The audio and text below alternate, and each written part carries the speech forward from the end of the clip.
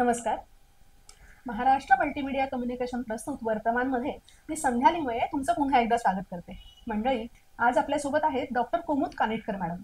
मॅडमनी 12 वर्षाहून अधिक काळ अंबरनाथाचं शिवालय जे आहे त्याच्यावरती अभ्यास केलेला आहे. आपल्या ठाणे जिल्ह्यातल्या अंबरनाथ येथे 1000 वर्षापूर्वीची एक शिल्पाकृती आहे. एक अतिशय सुंदर असं स्थापत्य असणारं मंदिर आहे. याविषयी मॅमनी 12 वर्ष अभ्यास करून अतिशय उत्तम असं एक पुस्तक लिहिलेलं आहे आणि मॅमच्या या रिसर्च बद्दल आपण आज जाणून घेणार आहोत. आणि या भागामध्ये आपल्यासोबत आहे डॉक्टर कुमुद कानिटकर मॅम. मॅम, तुमचं खूप स्वागत. थँक्यू. तर अंबरनाथाचं हे शिवालय आपल्या ठाणे जिल्ह्यामध्ये, म्हणजे आपण त्याला पूर्वी श्रीस्थानक म्हणायचे. ठाण्याचं आधीचं नाव श्रीस्थानक होतं. ठाणा हे त्याचं अंग्लिसाइज्ड आहे. अच्छा. तर मग श्रीस्थानकाची जी राजधानी होती तर त्याच्यामध्ये श्रीस्थानकच राजधानी होती. अच्छा. तर कोणत्या वंशाच्या काळातलं हे, राजवंशाच्या काळातलं हे मंदिर आहे?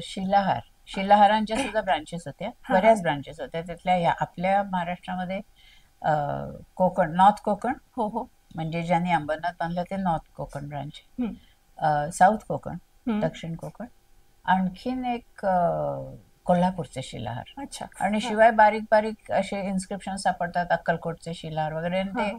ते सर्व आपल्याला तेरचे, तगरचे हा हा. रहिवासी म्हणवतात. म्हणजे हो. एका काळी ते तेरहून निघालेले आहेत असं. हम्म. तर अंबरनाथचे शिवमंदिर एक प्राचीन मंदिरांपैकी एक आहे आणि त्याच्यात आपल्या पुस्तकात तुम्ही विशेष म्हटलेत की म्हणजे कालनिर्देश असणारं, म्हणजे अमुक काळात हे बांधलं गेलं असं उल्लेख असणारं किंवा तसे रेफरन्स सापडणारं हे एक वन ऑफ दी एक मंदिर आहे. तर त्याविषयी सांगा ना. महाराष्ट्रात तसं मला वाटतं जसं दक्षिणेत जसं असे संबंध खूप सगळे मंदिराच्या खालच्या भिंतींवर सगळीकडे शिलालेख. आपल्याकडे तसं नाही. अंबरनाथमध्ये सुद्धा जो शिलालेख आहे तो बाय चान्स, म्हणजे सगळंच अंबरनाथच्या बाबतीत योगायोगाने झाल्यासारखं आहे की जेव्हा ब्रिटिशांना असं वाटलं की इथे खूप सगळं आहे पण त्याचं काही रेकॉर्डच नाही, त्याची काही माहितीच नाही, तेव्हा त्यांनी ती संकल्पना काढली आर्किओलॉजिकल सर्वे करावा म्हणून. सर्वे, हो, नॉट रेस्टोरेशन, नुसतं अच्छा. निरीक्षण. हा हा. त्यावेळेला त्यांनी असे नुसते 4 रेघा काढल्या, उत्तर, दक्षिण, पूर्व, पश्चिम. आणि लकीली काय झालं, पश्चिमेला कल्याणला रेल्वे चालू झाली होती, म्हणजे ठाण्यापर्यंत रेल्वे, त्यामुळे तिथे जाणं सोपं झालं. बरोबर. सो तिथे त्यांनी जे केलं त्याच्यामध्ये त्यांना तो शिलालेख, म्हणजे त्यांना वाचता येत नव्हतं पण त्यांना काहीतरी लिहिलेलं आहे ते दिसलं. मग त्यांनी त्याचे प्लास्टरचे ठसे घेतले. एशियाटिक, त्यावेळेला एशियाटिकच होती, हो, एशियाटिक सोसायटीमध्ये ते नेऊन दिले. मग तिथे जे विद्वान होते त्यांनी ते वाचले आणि प्रथम भावदाजी लाडांनी त्याचं वाचन केलं. मग नंतर भगवानलाल इंद्रजी स्वतः तिथे जाऊन, त्याला आय कॉपी म्हणतात, म्हणजे प्रत्यक्ष बघून त्यांनी ते आपल्या हातांनी लिहून काढून, कारण ते अक्षर फारसं सुवाच्य नाहीये, त्यामुळे ते झाल्यावरती मग त्याचा समजलं की ते त्याच्यात शिलाहार वंशाचा म्हणजे त्याची नावं आहेत, दोन तीन ह्यांची नावं आहेत. मग इतर ठिकाणी पण शिलाहारांचे ताम्रपट सापडलेले आहेत. त्यामुळे सगळी अशी मिराशींनी त्याच्यावर खूप काम केलेले आणि त्याच्यावर त्यांनी शिलाहार वंशाचा इतिहास, कॉर्पस इन्स्क्रिप्शन ऑफ इंडिकॅरम नावाचं जे असतात ग्रंथ, त्यातला 6वा व्हॉल्यूम आहे तो शिलाहारांचा आहे. मग त्या तिन्ही शिलाहारांच्या घराण्यांची वंशावळी त्यांनी प्रत्येकाने काय केलं तर त्याच्यात हे अंबरनाथचं मंदिर मेन्शन केलेलं आहे. हे कोणत्या शिलाहारांच्या कोणत्या राजांच्या कालावधीत बांधलं गेलंय आणि किती काळ लागलाय बांधायला? मंदिर बांधायला त्यावेळेला आता ह्याचा अंदाजच आहे सगळा, पण 1060 मधलं जे इन्स्क्रिप्शन आहे दॅट मेन्शन्स की चित्तराजस्य भवनम संपादितम, म्हणजे चित्तराजांनी ते चालू केलेलं असावं. आणि मामवणी राजदेव असं त्याच्यात नाव आहे, म्हणजे तो त्यांचा त्या वंशावळीमध्ये पहिल्यांदा चित्तराज आहे, मग नागार्जुन आहे आणि मग मोहमणी. हे भावंड आहेत सगळी? ही सगळी एकाच राजाची 3 मुलं आहेत. तर पहिल्यांदा चित्तराजाचे शिलालेख आहेत, त्याच्यात शेवटचा 1935चा सापडतो, 1035चा सापडतो. नंतर नागार्जुनाचा आहे, त्याचा नंतर सापडतो. पण मामणी जो आहे, मोहमणी, त्याचा 25 वर्षाचा कालावधी त्याचं हे झालेलं आहे. तर हे सगळ्यांच्या काळात, एकाच्या काळात सुरू होऊन ते चालू राहून म्हणजे साधारण 35 वर्ष तरी त्याच्या बांधकामाला लागली असावी. आणि जो मधला भाऊ नागार्जुन होता तो लढाईमध्ये गेलेला आहे असं आहे. म्हणजे लढाईच्या काळात आपल्याला माहितीये की लढाईच्या काळात सगळं वित्त सगळं लढाईत जातं, त्यामुळे मंदिराचं बांधकाम मध्ये थांबलं असेल, पण त्याचे पण आपल्याला पुरावे दिसतात काही काही. सो असं इतक्या वर्षाचा काळ त्याला लागलेला आहे. बरोबर. आणि तुम्ही या पुस्तकात म्हटलेत की अंबरनाथचं शिवमंदिर आहे, त्याच्यामध्ये सदाशिव संकल्पनेचा आविष्कार दिसतो. तर ही सदाशिव संकल्पना काय आहे नक्की? सदाशिव संकल्पना आता अंबरनाथ आहे ते शैव सिद्धांतावरती आहे बेस केलेलं. एलिफंट आहे घारापुरीच आहे, त्याच्यात पाशुपत, पण त्या सगळ्यामध्ये मूळ भाग तोच आहे की कल्पना म्हणजे जो परमेश्वरची कल्पना जी आहे ती निर्गुण निराकार, म्हणजे त्याला रूप नाही. पण मग सामान्य माणसाला ते सगळं आकलन व्हावं म्हणून त्याच्या ऐवजी सगुण सुद्धा असतं. सगुण म्हणजे ते रूप असतं, त्याला मूर्ती असते, आणि एकदम जंप असं होत नाही सगुणापासून निर्गुण, पण सगुण निर्गुण अशी एक इन बिटवीन असते. सो त्याचं प्रतीक जे असतं ते सदाशिव संकल्पना असते. म्हणजे शिवलिंगाच्या चारी बाजूना, म्हणजे ते ह्या ज्या मी म्हटल्या त्याला 3 स्थिती म्हणतात, म्हणजे सगुण, निर्गुण आणि सगुण निर्गुण. आणि त्याच्या 5 क्वालिटीज असतात, 5 गुण असतात. मग त्यातले गुण ते मुखाच्या रूपाने दाखवतात. म्हणजे शिवलिंगाच्या उत्तरेला उमावक्त्र दाखवतात, म्हणजे देवीचं किंवा फेमिनिन असलेलं दाखवतात, किंवा त्याच्यात विष्णू सुद्धा येऊ शकतो. उमादेव, उमावक्त्र किंवा वामदेव. त्याच्या उलट्या बाजूला दक्षिणेला जे असतं ते उलट असतं, ते हा असतो भैरव असतो किंवा रौद्र रूप असतं. हे जे फेमिनिन असतं त्याच्या अपोजिट रौद्र असतं. आणि मग यू ऑल्सो हॅव सद्योजात, म्हणजे जस्ट बॉर्न, जस्ट स्टार्टेड. आणि then you have the fourth one which in Ambernath is shown like syncretic, म्हणजे त्याच्यात ब्रह्मा, विष्णू, महेश आणि सूर्य चारीचं एकत्र सिंक्रेटिक असं अशी मूर्ती आहे. म्हणजे थोडस आपल्याला त्यात समाजाचं रिफ्लेक्शन दिसतं. म्हणजे कट्टरपणा नाहीये शिवाचंच फक्त आहे, काही विष्णूचंच फक्त आहे, पण ह्या चारींचं एकत्र करून त्यांनी तिथे दाखवलेलं आहे. सो त्याच्यात पण आपल्याला समाजाचं, आणि दुसरी त्याच्यात सांगण्यासारखी गोष्ट म्हणजे त्याच्यात ब्रह्मदेवाच्या 11 पेक्षा जास्त मूर्ती त्याच्यात आहेत त्या मंदिरामध्ये, वेगवेगळ्या स्थानावर. अंबरनाथ मंदिर विच त्याच्यामुळे आपल्याला समजतं की नंतरच्या मधल्या काळात ज्या काही अफवा म्हणा किंवा काही लोकांनी प्रत्येक पौराणिक आपल्या दृष्टीने आपल्या राज्याला जे प्रिय असेल ते हे करायचा प्रयत्न, तसं ते झालेलं आहे. पण ब्रह्मदेव त्या काळात पूजनीय होता. त्याला पितामह म्हणायचे, म्हणून त्याला दाढी, आणखीन ते चतुर्मुख होता, हे सगळं आहे. पण नंतरच्या काळात ज्या अफवाच म्हणायच्या त्याला, किंवा जे काही पुराणाच्या कथा सुरू झाल्या त्या तिथे नव्हत्या असं दिसतंय व्हेरी क्लिअरली. आणि शिवाय ठाण्याला सुद्धा एक अखंड ब्रह्म्याची, आणि ती मूर्ती आहे ना, it is in the round, म्हणजे त्याच्या मागची बाजू सुद्धा दिसते, मागचं चतुर्मुख सुद्धा दिसतं. याचा अर्थ ती मंदिरातली पूजनीय, ती मधली देव्हाऱ्यातली मूर्ती, म्हणजे त्या गाभाऱ्यातली मूर्ती होती, असं त्याला प्रदक्षिणा घालून त्याची चारी मुख दिसायची. असं म्हणजे हे पण आपल्याला समजतं. आणि अंबरनाथ शिवमंदिरात म्हणजे आपण मुख्य प्रवेशद्वारातून गेलो की समोर जी ब्रह्माची मूर्ती दिसते, तर तिथे सावित्री सुद्धा आहे त्याच्यासोबत. तो जे समोरून म्हणतेस तर तो खरा नॉर्थ एंट्रन्स आहे. अच्छा. म्हणजे मेन एंट्रन्स त्याचा पश्चिमेकडे, संबंध 3 पोर्चेस आहेत, पश्चिमाभिमुख मंदिर आहे, पश्चिमाभिमुख आहे. त्यामुळे आपल्याला सोयीनुसार तिथे नॉर्थला आपण एंट्रन्स ठेवलाय, आणि नॉर्थ भद्रावरती ब्रह्मा आणि सावित्री आहेत. अनफॉर्च्युनेटली इतर 2 भद्र आहेत त्याच्यावरच्या मूर्ती आता नाहीयेत, पण नॉर्थला खालती ब्रह्मा आहे. आणि त्याला जे 3 भद्र म्हणजे मुख्य त्याची अंग आलेली असतात बाहेर ना, त्याच्यात नॉर्थला हे जसं मी म्हटलं की ती 5 गुण, 3 स्थिती आणि 5 गुण, त्या 5 गुणातलं उत्तरेला उमावक्त्र आणि वामदेव म्हणजे विष्णू आणि देवी असत. त्यामुळे तिथे आत शिरल्याबरोबर खालती ब्रह्मदेव सावित्री आहे, आणि वरती त्याच्यावर जे इमिजिएट जे मोठं आहे ते महाकालीचं रूप आहे. अच्छा. मग हे लक्षात घेण्यासारखं आहे की ती शिवाची शक्ती आहे. ती अशी कल्याण सुंदर किंवा विवाहामधली शंकर पार्वती नाही असं नाही. She is in her own right. ती शक्ती आहे त्याची, म्हणजे असं ती संकल्पना आहे. आणि तो असतो त्याला, तो जो भद्र आहे तिथे जी मूर्ती आहे त्या आर्किटेक्चरली त्याला घनद्वार असं म्हणतात. अच्छा. कारण त्याच्या आतमध्ये गाभारा आहे, जो आहे गर्भगृह आहे. आता घनद्वार ही संकल्पनाच कशी आहे की ते घन पण आहे आणि द्वार पण आहे. कारण आपल्यासारख्याला घनद्वारातून जाता न्यायचं, पण देवाचं जे इफेक्ट आहे, देवाचं तेज आहे ते त्याच्या तिथून बाहेरून ते अशा फेमिनिन रूपामध्ये बाहेर दिसते आपल्याला, पण शक्ती रूपात दिसते.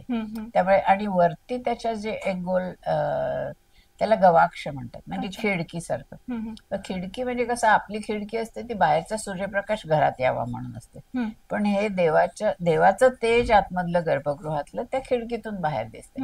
आणि ते सुद्धा जिथे उत्तरेला आहे तिथे चामुंडा आहे, म्हणजे महाकालीपेक्षा थोडस ग्रेड नाही, ग्रेड म्हणशील तर त्या मानाने ती 4 हाताची असेल, ही 8 हाताची असं आहे. तसंच त्याच्या मेन भद्रावती मी म्हटलं तशी सिंक्रेटिक ब्रह्मा, विष्णू, महेश आणि सूर्य अशी प्रतिमा आहे. आणि दक्षिणेकडे उग्र रूप असतं, मग तिथे गजांतकाची मूर्ती आहे, म्हणजे गजसंहार मूर्ती जी म्हणतात त्याच्यात. मग त्याच्यात जर जवळून पाहिलं तर सुळे आहेत, असे डोळे असे वटारलेले आहेत, केशच्या भारामध्ये रुंडमाळ आहेत, आणि इन जनरलच उग्र रूप दिसतं. सो असं ते भद्रांवरती ते त्या 3 जे त्याच्या गुण आहेत. चौथं आकाश रूप तिथे काही नसतं, आणि इकडे ओपनिंग असल्यामुळे पूर्वेल म्हणजे जे पश्चिमाभिमुख तिथे पश्चिमेला काही दाखवता येत, म्हणून तसं आहे. म्हणजे हे सदाशिवाची संकल्पना, हीच संकल्पना सभा मंडपावर सुद्धा जे मेन भद्र आहेत तिथे. आणि थोडस प्रत्येकाचा म्हणजे त्या ज्यांनी स्थपती आचार्य ज्यांनी ते डिझाईन केलं, कुठेतरी त्यांचं किती इरोडाईट असले ना तरी कुठेतरी त्यांचं असतं की माझं हे शिव मंदिर आणि शिव सगळ्यात श्रेष्ठ. त्यामुळे गर्भगृहावरती विष्णूची मूर्ती आहे 2 ठिकाणी, ती सप्लिकंट म्हणून आहे. म्हणजे एके ठिकाणी जिथे आहे तिथे विष्णू हात जोडून दाखवलेला होता, अनफॉर्च्युनेटली ती मूर्ती पडून गेली.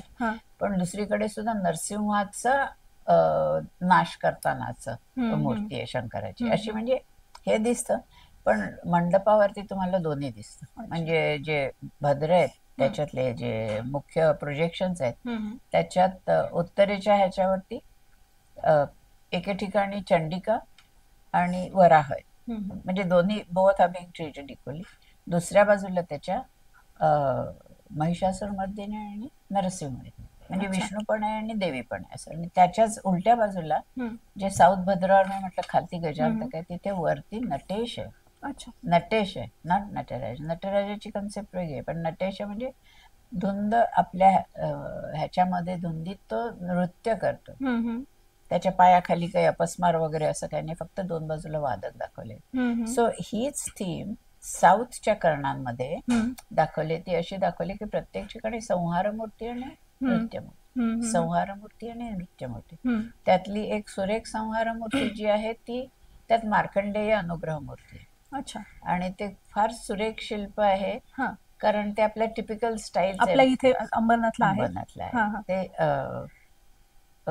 पश्चिमेकडच्या आणि पश्चिम दक्षिण म्हणजे आग्नेय, मला वाटतं आग्नेय कोपऱ्यामध्ये ते जे आहे. जी ती प्रसिद्ध कथा आहे की त्या तो मुलगा असतो मार्कंडेय, त्याला अल्पायुष्य असतं आणि मग तो यम आल्यावर तो ते शिवलिंगाला मिठी मारून बसतो. तेच म्हणजे ते त्यावेळेला तो 16 वर्षाचा असतो कथेमध्ये. पण हे दाखवले, हे लहान मूल दाखवले, पण त्याचे भाव इतके असे ज्याला काय म्हणायचं बालसुलभ असे दाखवलेत की असं तो मिठी मारून बसलाय, पण तो डोकावून बघतोय की बघ आता काय करशील, अशा दृष्टीने.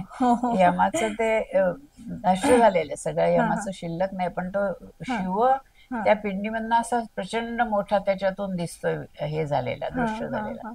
तर ते खूप सुरेख आहे ते. बरोबर. मग ते यमांतक काय आहे? हेच यमांतक, यमाचा अंत करणारा तो यमांतक, म्हणजे ते रूप शिवाचं यमांतक आहे. बरं, मग आता ही जी पुराणातली एक कथा आहे मार्कंडेयांच्या संबंधित, तशी या शिल्पामध्ये दिसते आपल्या अंबरनाथच्या.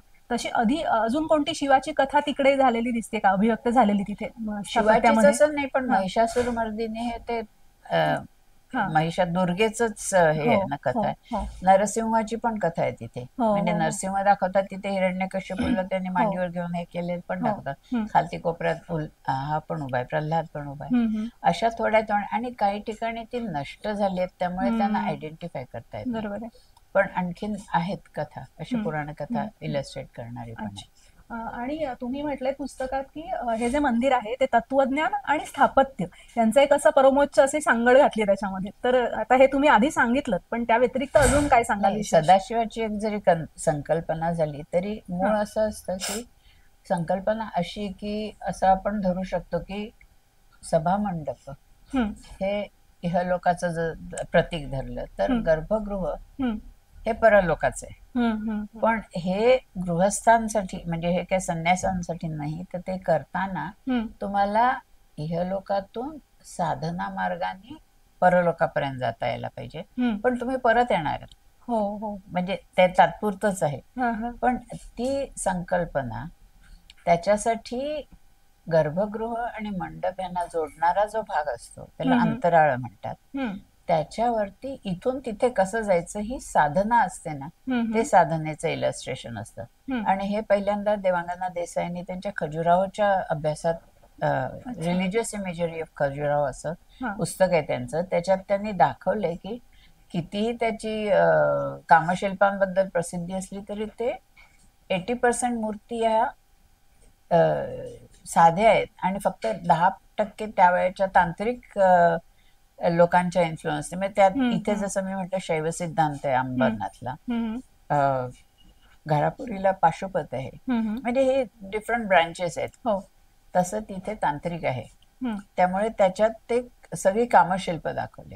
That is a coded, perhaps it is a code reflecting some sort of karma. त्यातलं काय माहिती नाही आपल्याला, पण ही जी मधलं असतं ती साधना असते. आणि अंबरनाथ मध्ये दाखवलंय ना, त्याच्यात खरं त्याच्या बाजूला पुष्करणी होती म्हणजे, आणि त्याच्यातही खूप शिल्प होती. पण मुख्य त्याच्यात 3 अशा स्टेजेस दाखवतात की गात्रशुद्धी, चित्तशुद्धी आणि आत्मशुद्धी. म्हणजे आपल्याला कोणत्या स्टेजेसने, म्हणजे एकदम आपल्याला इकडून तिकडे नाही जात आहेत.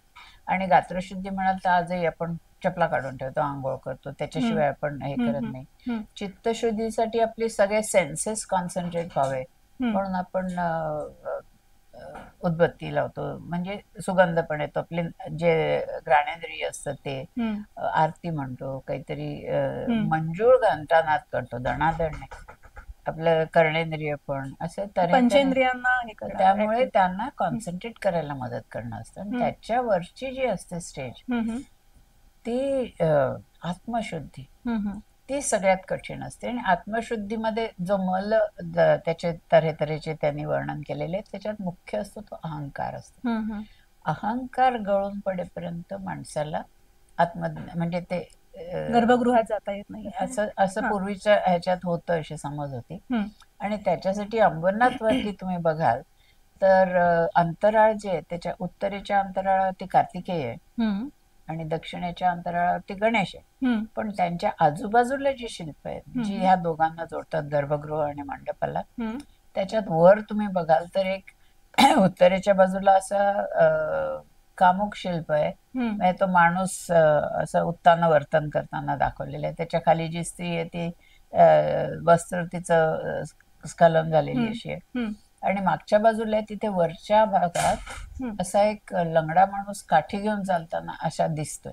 कारण ह्या काळामध्ये अपंगत्व हा दोष समजला जायचा. म्हणजे कोणतरी ह्या कशा साधना अशा होत्या की आपण जाता जाता असं प्रिटेंड करायचं की आपण कामुक आहोत, म्हणजे असं वेड्यासारखं वागणं किंवा असं लंगडत लंगडत चालणं. म्हणजे त्या मानाने माझ्याकडून निंदा नालस्ती झाली की अहंकार आपोआपच गळून पडतो असं जे आहे त्याच्यात. म्हणजे मी माझा नुसता निष्कर्ष सांगते की हे इतके वेळेला बघता बघता माझ्या काय लक्षात आलं की मला नेहमी वाटायचं की ज्ञानेश्वर म्हणजे निवृत्ती, ज्ञानेश्वर, सोपान, मुक्ताबाई, आणि मुक्ताबाई किती अल्प वयाची असताना ह्या सगळ्यांना कसं साध्य झालं ते आत्मज्ञान होऊन समाधी घेणे पण लेवल त्यांचे. आणि मग माझ्या लक्षात आलं की समाजाने त्यांना इतकी नालस्ती आणि इतकं वाईट वागवलं होतं की त्यांना अहंकाराचा कदाचित काही राहिलंच नसेल. त्यामुळे त्या सगळ्यांना, जरी निवृत्तीनाथांना गहिनीनाथांनी, गोरक्षनाथांचे शिष्य गहिनीनाथांनी त्यांना जरी दीक्षा दिली होती, निवृत्तींनी ज्ञानेश्वरांना, आणि असं जरी होतं तरी ते दीक्षेला पात्र होण्यासाठी जे बेस लागतो तो ह्या समाजाने इन अ वे नकळत समाजानेच हा त्यांचा अहंकार सगळं, त्यांना कुठे जागाच ठेवली नव्हती. हे नुसतं आपलं उदाहरण सध्याच्या काळात आपल्याला असं जाणवतं. तर आता आपलं श्रीस्थानक मूळ राजधानी होती शिलाहारांची, आणि तिथून जवळजवळ एक 30-40 किलोमीटरच्या अंतरावरती अंबरनाथ आहे. तर मग श्रीस्थानक म्हणजे राजधानीपासून एवढ्या लांब असण्याचं कारण काय, आणि तेच लोकेशन निवडण्याचं कारण काय असावं? आणि त्यात तुम्ही एक तीर्थ संकल्पना पण म्हटली, म्हणजे आता तो वालधुनी नाला झालाय, पण एकेकाळी ती छान सुंदर वाहणारी नदी होती. तर ती तीर्थ संकल्पना आणि त्याचं लोकेशन, आणि त्याला काय नगर अमरनाथ देव, अमरनाथ, हा, तर ते नाव का पडलं असं सांगा. त्याचं नाव अमरनाथ का पडलं मला आय कॅनॉट, पण अमरेश्वर वर प्राप्त असं, किंवा अमरेश्वर त्याच्यात येतं जे, तर तिथे गुरुकुल असावं. म्हणजे मंदिर पण साधनेचं आणि जास्ती तपोसाधना करण्याची. जर तपोसाधना करायची असली तर थोडीशी अशी निर्जनच वस्ती लागते. पण निर्जन वस्ती असली तरी ते पाण्याचा सोर्स लागतो, नदी असते, नदी, त्यामुळे नदीच्या काठावर असून सुद्धा पुष्करणी, कारण ते पुष्करणीतलं जल घेऊन ते, म्हणजे नदीचं पाणी घेऊन हे करण्यापेक्षा पुष्करणी मधलं ते त्याच्यावरती संस्कार करून ते जल वापरतात पूजेला वगैरे, अशी कल्पना आहे, म्हणून ती पुष्करणी होती तिथे. सो ते, आणि काही ठिकाणी आता आर्किओलॉजीचं असं साधारण त्या अनुभवात न शिकलेले आहेत की ते उत्खनन करतात, डॉक्युमेंटेशन करतात, फोटो काढतात, आणि मग ते पुन्हा जसं होतं तसं करून टाकतात. म्हणजे मग त्याच्यात काही अतिक्रमण होऊन कोणाचं काही होऊ नये, मग ते डॉक्युमेंटेड पण राहतं. तसे तिथे त्याच्या पश्चिमेच्या बाजूला जिथे प्रवेशद्वार आहे तिथे 2 कमानी होत्या, त्यांचे फोटो अजून 1860 मधले वगैरे आहेत, आणि त्या कमानींच्या बाजूला आणखीन अशा छोट्या छोट्या सेल्स आहेत, म्हणजे जिथे एक माणूस राहून तिथे राहून तपश्चर्या करू शकेल. म्हणजे कानेरीला वगैरे मोठे कोनाडे म्हणतो तसं, मोठा कोनाडा. ओके, छोटी खोली म्हणून काही जे काय असेल तर 2-3 पायऱ्या दिसतात, आणि तिथे एक माणूस तिथे मावू शकेल एवढं. म्हणजे तिथे फक्त तेवढंच मनन चिंतन जे काय असेल ते, असे पण आहेत तिथे. सो त्याच्यावरून असं वाटतं की ते नुसतंच मंदिर नव्हतं, पण ते त्याच्यात हे सुद्धा इन्व्हॉल्ड होतं. आणि त्याचं आणखीन म्हणशील तर त्याला 2 तऱ्हेची शिल्पांकन आहेत. बाहेरची आहेत ना ती सदाशिव संकल्पना आणि बाकीच्या काही पुराण कथा वगैरे, पण आतमध्ये त्याच्यात फार छान शिल्प आहेत. ती नैमित्तिक म्हणजे नित्यविधी वेगळे, पण नैमित्तिक विधी वेगळे असायचे. नैमित्तिक म्हणजे निमित्त काय त्याच्यामध्ये, तर मंदिर बांधताना, कारण जी पूर्वीची पहिल्या शतकातली जी मंदिरं होती ती साधी असायची, म्हणजे 4 भिंती, त्याच्यावर नक्षी म्हणजे त्याच्यावर शिल्प वगैरे, पण आणखीन काही नसायचं. मग हे जसं वाढत गेलं तसं त्याला काहीतरी सेकंड ओपिनियन असं म्हणू आपण सध्याच्या काळात, की काहीतरी त्याला चेक पाहिजे. तर त्या स्थपतीने जो ऍक्च्युअल काम करतोय त्यांनी जे काही चाललेलं असतं त्याला पुरोहितांची मदत लागायला लागली. मग पुरोहित त्याच्यासाठी प्रत्येकसाठी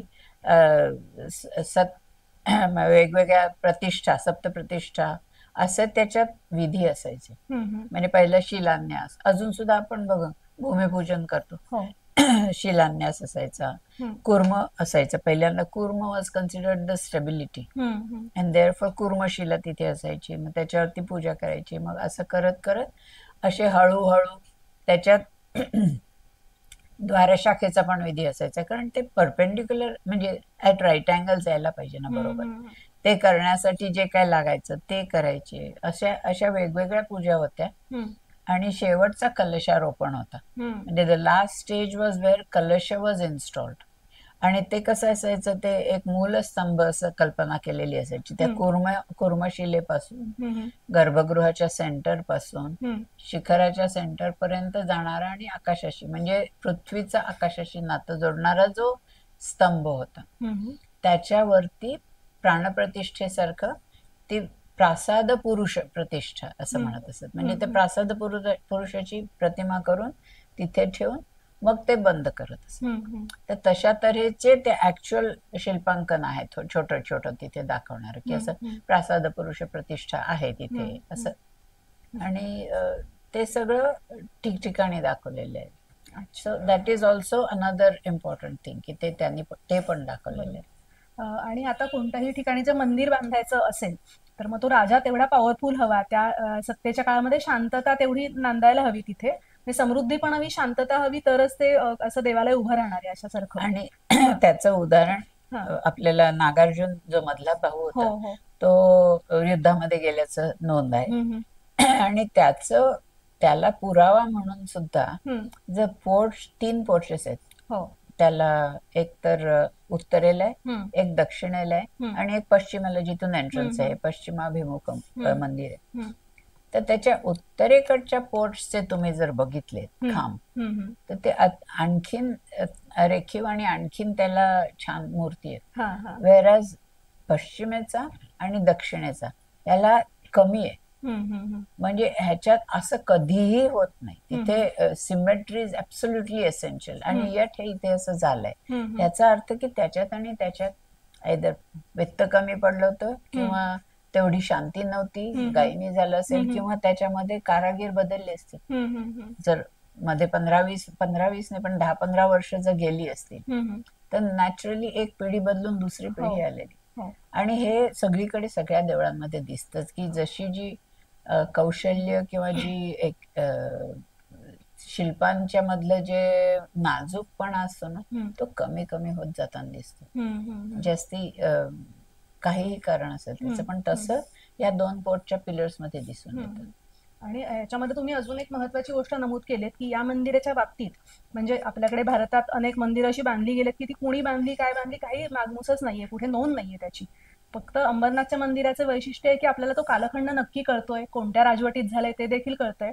आणि विशेष म्हणजे त्याचं जे आचार्य, सूत्रधार आणि यजमान यांच्या तिथे सिम्बॉलिक एक मूर्ती, प्रतिमा पण ठेवलेल्या आहेत. हे वेगळं वैशिष्ट्य आहे ना. वेगळं वैशिष्ट्य इन द सेन्स की फार कमी ठिकाणी दिसतं आणि ते पण समाजाचा मिरर आहे. अच्छा. की समाजाला आता म्हणजे आपल्या भाषेत सध्याच्या म्हणावं तर ब्लू कलर व्हाईट कलर मधला फरक जाणवतोय. आणि पण त्याच्यात सुद्धा असं आहे ना, त्याला मी रफली असं मान, स्थान आणि भान असं म्हणते. म्हणजे काय की जो आचार्य असतो तो अतिशय विद्वान असतो, अतिशय म्हणजे ब्रह्मचारी असतो, निष्कलंक असतो, विद्वान असतो आणि त्याचा पूर्णपणे त्याच्या दैवतावरती विश्वास असतो. तो ते डिझाईन करतो, त्यामुळे त्याची गर्भगृहावर प्रतिमा आहे. म्हणजे which is a rare thing. म्हणजे शिवाच्या मंदिरावर सहसा विष्णू ऍज अ प्रिन्सिपल नसतोच. म्हणजे अंबरनाथला सुद्धा विष्णू 2 ठिकाणी दिसतो पण तो सबसिडियरी ह्याच्यामध्ये दिसतो. म्हणजे एके ठिकाणी तर तो आता अनफॉर्च्युनेटली पडून गेला, पण तिथे जे होतं ना त्याच्यामध्ये विष्णू एका बाजूला हात जोडलेला, ब्रह्मा एका बाजूला हात जोडलेला, अशी मूर्ती होती. तशी चालू शकते गर्भगृह. दुसऱ्या बाजूला नरसिंहाचाच दालन करतानाचं शिवाचं रूप आहे. पण गर्भगृहावरती आचार्यांना जागा आहे आणि त्यांची ह्या बाजूला उत्तरेच्या बाजूला त्या साधनेच्या ह्याच्यामध्ये जो शेवटची निर्वाण दीक्षा आचार्यांनी द्यायची असते त्याच्यामध्ये वागीश्वरी असतात. त्या 2 प्रतिमा तिथे आहेत. त्याच्या exactly opposite side, symmetry exactly opposite साइडला आचार्यांची प्रतिमा. पण त्याचं भान काय ठेवलेलं आहे की ते वागीश्वर नवतालात असतील तर आचार्य अष्टतालात आहेत. म्हणजे हे पण भान ठेवलं की ते जरी इरुडाईट असले आणि त्यांना 2च हात आहेत, अष्टताल आणि नवताल. म्हणजे असं ह्याला खरं लिटरली ह्याला असं स्टँडर्ड मेजर नव्हतं. तर यजमानाचा जो हा असायचा त्याला ताल म्हणायचे. अच्छा. मग त्याचे भाग करून मग असे 8 ताल किंवा 10 ताल, म्हणजे सगळ्यात मोठा दशताल असायचा. मग त्याच्यात अंगुळ, म्हणजे एका तालात 10 असले तर दशताल म्हणजे 120 अंगुळ. आणि त्या मंदिरात तुम्ही बघाल तर प्रत्येक मूर्तीच्या बाजूला 2 खांब आहेत. आणि त्या खांबांच्या पण 2-3 ठिकाणी अशा रेघा आहेत. आणि माझ्या अंदाजाने ते दॅट वॉज, कारण मोठा शिळा घेऊन तुम्ही बसणार पहिल्यांदा ते तुम्हाला पट्टी बिट्टी कुठे, ते तुम्हाला ते जे खांब असले ना, तर तुम्ही जी मूर्ती साकारतायत ती कोणत्या तालात आहेत. तालात म्हणजे असं तालमानामध्ये इथपासून इथपर्यंत किती एवढंच नाही, तर इथपासून इथपर्यंत किती हे सुद्धा असं त्याचं मान असायचं, माप असायचं. त्यामुळे हे दाखवायची म्हणजे हायरार्की दाखवायची पद्धत होती. म्हणजे तिथल्या तुम्ही स्त्री देवता बघाल तरी सुद्धा बघाल की काही काहींची हाईट कमी आहे, काही काहींची हाईट खूप आहे.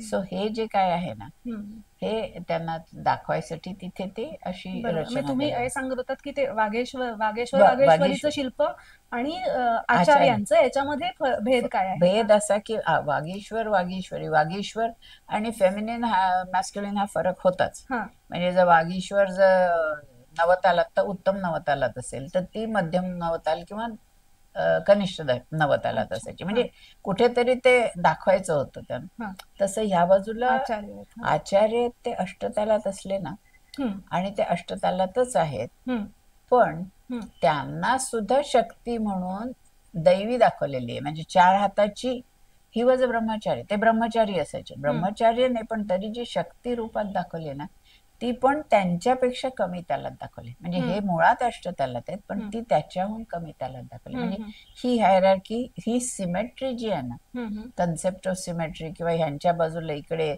शिक्षण, ह्यांच्याकडून दीक्षा मिळते, ह्यांच्याकडून दीक्षा मिळते, असं जे आहे ना, तसं ते दिसतं सगळीकडे. म्हणजे मान, स्थान, भान, ह्याचे ते भान आपलं राहतं की आपल्या लक्षात राहिलं पाहिजे. आचार्य किती विद्वान असले तरी ते मॉर्टल आहेत. सो आणि आपल्याकडची जी महत्वाची सगळी हे आहेत मंदिरं आहेत ती जलाशयांच्या जवळपास आहेत. म्हणजे एक तर नदी आहे, तलाव आहे किंवा समुद्रकाठी आहेत. तर याच्यामध्ये तुम्ही एक खूप महत्वाची गोष्ट मांडलीत की तीर्थ ही एक संकल्पना तुम्ही मांडलीत. तर कोणत्याही देवस्थानाच्या निगडीत तीर्थ ही संकल्पना तुम्ही काय मानता, म्हणजे ती सांगा ना. नाही, ती तशी त्याचं आणि नदीचं हे जोडणं जरासं कठीण आहे. पण तीर्थाची संकल्पना अशी आहे की ते इहलोकातून परलोकात जायला. असं नदीला जसं फोर्ड जो इंग्लिशमध्ये शब्द आहे, त्याला आपण तीर्थ असा त्याचा समानार्थी देऊ शकतो. की जिथे नदी आहे, प्रवाह आहे, पण तो उथळ आहे थोडासा, की जिथे तुम्ही क्रॉस करू शकता ह्या तैरावरून त्या पर्यंत. तर ते असं, ही सामान्य लोकांसाठीची मंदिर आहे, ते नुसती साधना करण्यासाठी. मग त्यांना तात्पुरतं का होईना इथून तिथे जाता आलं पाहिजे.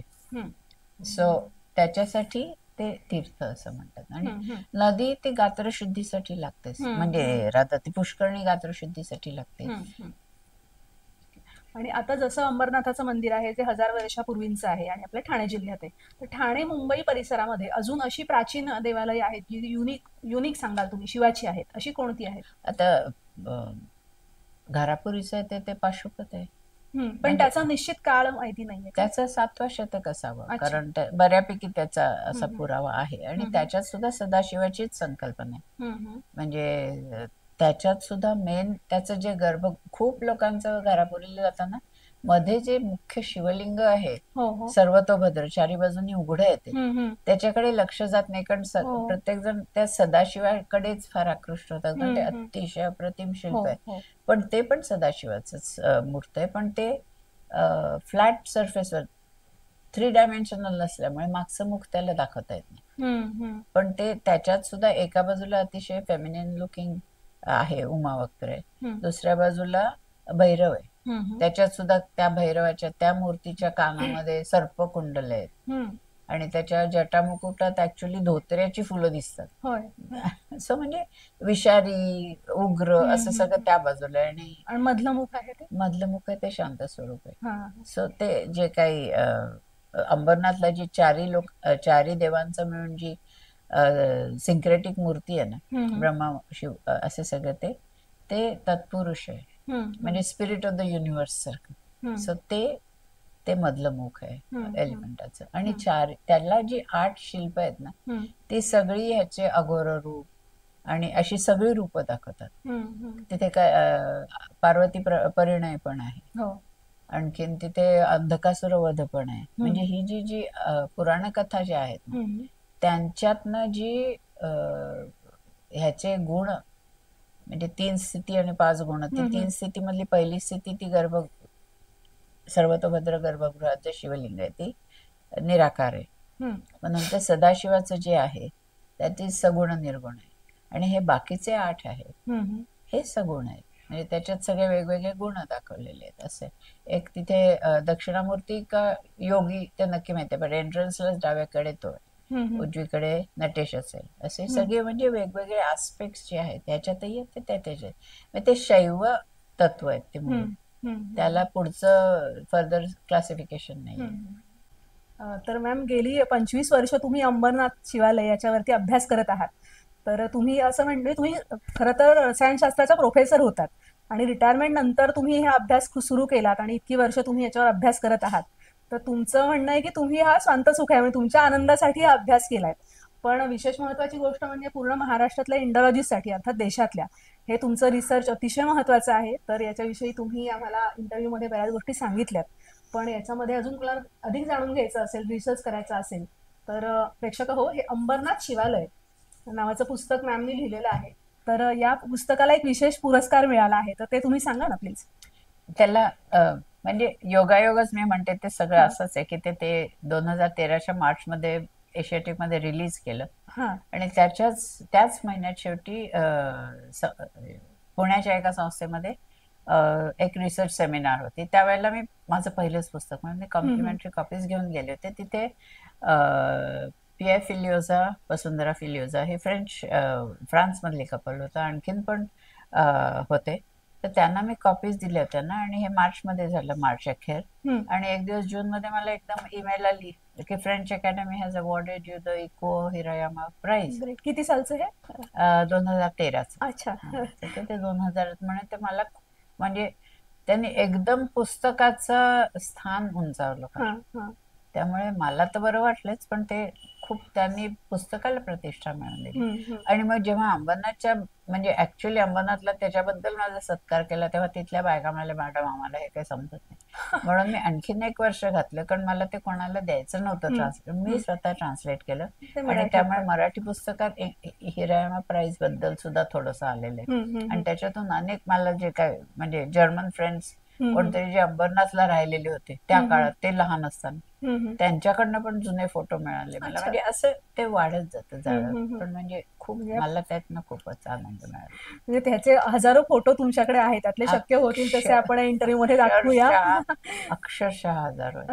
आणि काही काही वेळा ते पुरावे म्हणून पण मला उपयोग येतात, कारण इथे आता नाहीये पण ते होतं पूर्वी. याचे माझ्याकडे पुरावे आहेत. बरोबर आहे. आणि हे म्हणजे विशेष महत्वाचं म्हणजे प्रेक्षक हो, अंबरनाथ शिवमंदिराबद्दल एवढा अभ्यास आतापर्यंत कुठेच झालेला नाहीये. हे एकमेव डॉक्युमेंट आहे ज्याच्यामध्ये तुम्हाला अंबरनाथ मंदिराची अगदी तपशीलवार आणि रिसर्च ओरिएंटेड सगळी माहिती मिळणार आहे. तशी ऍक्च्युअली खरे देवांगना देसाई यांची सगळ्यात पहिल्यांदा सुरुवात रिलिजियस इमेजरी ऑफ खजुराहो. अच्छा. त्यांचं पण रिसर्च अतिशय, त्यांनी खूप सोशिओलॉजीची पीएचडी असते, त्यांची पण सोशिओलॉजीची पीएचडी होती, पण त्याच्या दृष्टीने त्यांनी ते विचार करून करून त्यांची पण खूप संपदा आहे, ग्रंथ संपदा. तर मॅम खूप छान वाटलं तुमच्याशी बोलून. आता तुम्ही 80 वर्ष तुम्हाला पूर्ण झाली, 81 वर्षाच्या आहात. म्हणजे आता गेली आपण 2 तास बोलतोय, त्याच्या आधी येऊन मी तुम्हाला 4 तास छळलेले आहे. तर आता सुद्धा तुम्हाला एशियाटिक लायब्ररीची काही फेलोशिप मिळाली आहे. तर हा कोणती फेलोशिप आहे? नाही नाही, I was elected an honorary fellow. अच्छा. Not in regard to my work, असं असं काही पर्टिक्युलर ह्याच्याबद्दल. एवढं तुम्हाला अशी प्रेरणा अशी कुठून मिळते असं हे अभ्यास करायला, हे सांगा ना. आता मी काय असं सगळीकडे बाहेर सांगू, मला अजिबात घरकाम आवडत नाही, स्वयंपाक आवडत नाही, मला काही निमित्ताने बाहेर जायला आवडतं. पण ह्याच्यात खरंच म्हणजे रिसर्च जे आहे ना, केमिस्ट्रीत असो किंवा इंडॉलॉजी मध्ये असो, जिथे तुम्ही कशाचं तरी मूळ शोधताय ना, हे का होतंय. म्हणजे मी तर असं म्हणेन की ते रसायनशास्त्राचं असो, फिजिकल केमिस्ट्रीचं असो, त्यामुळे ज्या आपल्याकडे अनादी अनंतच्या ज्या कल्पना आहेत त्या तुम्हाला सायन्सच्या दृष्टीने पण जास्ती समजतात. कारण तुम्ही एकीकडे 77 वर्षापूर्वी जे स्पेसक्राफ्ट अजून ते चाललंय आणि त्याच्यातनं अजून संदेश येत आहेत आणि अजून आपल्याला त्यातनं कळतंय, म्हणजे गॅलेक्सीज, युनिव्हर्स याच्या म्हणजे. आणि आपल्याला असं खात्री वाटायला लागतं मला की ह्याला अंत, we will never be able to find the end, असं एकीकडे होतं. आणि दुसरीकडे एमआरआयचं जे टेक्निक आहे त्याच्यात मॅग्नेटिक रेझोनन्स वगैरे जे त्याच्यात प्रोटॉनच्या इलेक्ट्रॉनची फ्लिप म्हणजे इकडे 10 कितीतरी मीटर्स आणि इकडे 10 - 15 -18 मीटर्स, इतकं सूक्ष्म, आणि तरी आणखीन काहीतरी सापडतंय. म्हणजे ही जी विश्वाची जी कल्पना किंवा काहीतरी जे निराकार जी काय पॉवर आहे त्याची कल्पना ह्याच्यातून जास्ती काय म्हणायचं, त्याचं रूप थोडस समजायला लागतं, की नुसतंच अनादी अनंत म्हणण्यापेक्षा किती, म्हणजे ते मावतच नाही असं जे म्हणतात ना, अनादी त्याला अंत पण नाही आणि त्याचा सुरुवात पण कुठून समजत, ते जास्ती या सगळ्या प्राचीन स्थापत्यातून आपल्याला तुम्ही हे जाणून घेतलेलं आहात स्वतः. ते त्याचं ह्याच्यातली जी संकल्पना आहे ती सायन्स मधनं जास्ती, सायन्सचं बॅकग्राऊंड असल्यावर जास्ती समजते, असं म्हणजे फिजिकली समजते, असं त्याचं खरं ऍक्च्युअल प्रूफ असं असल्यासारखं मिळतं, असं म्हणते. बरोबर. तर मॅम तुम्ही जवळपास 1.5 तास आम्हाला दिलेला आहात आता, आणि छान गप्पा झालेल्या आहेत अंबरनाथ शिव मंदिराबद्दल. प्रेक्षक हो, हा एपिसोड तुम्ही नक्की पहा, अधिकाधिक लोकांपर्यंत पोहोचवा, आणि विदुषी काय व्यक्ती असतात हे मी आज जाणून घेतलंय. आज 80व्या वर्षी देखील त्या अतिशय उत्साहाने या पूर्ण रिसर्च करत आहेत. अनेक लोकांना त्या मार्गदर्शन करतात, ऑनलाईन त्यांचे पॉडकास्ट होतात या विषयावरती, आणि त्यांना खूप अजूनही नवीन काहीतरी करायची इच्छा आहे, जाणून घेण्याची इच्छा आहे. तर तुम्ही हा एपिसोड नक्की पहा, अनेक लोकांपर्यंत पोहोचवा, आणि अंबरनाथाचं शिवालय या एपिसोड मधून तुम्हाला नक्की समजलेलं असेल. हा जो एपिसोड आहे तो तुम्ही नक्की पाहणार आहात. त्याबरोबर अंबरनाथ शिवालयाबद्दलचं पुस्तक आहे मॅमचं, त्याची देखील आपण डिस्क्रिप्शन बॉक्समध्ये माहिती दिलेली आहे, तर नक्की पहा, हे पुस्तकही नक्की घ्या. तर आज आपण आपल्या एपिसोडमध्ये इथेच थांबूया. मॅम धन्यवाद.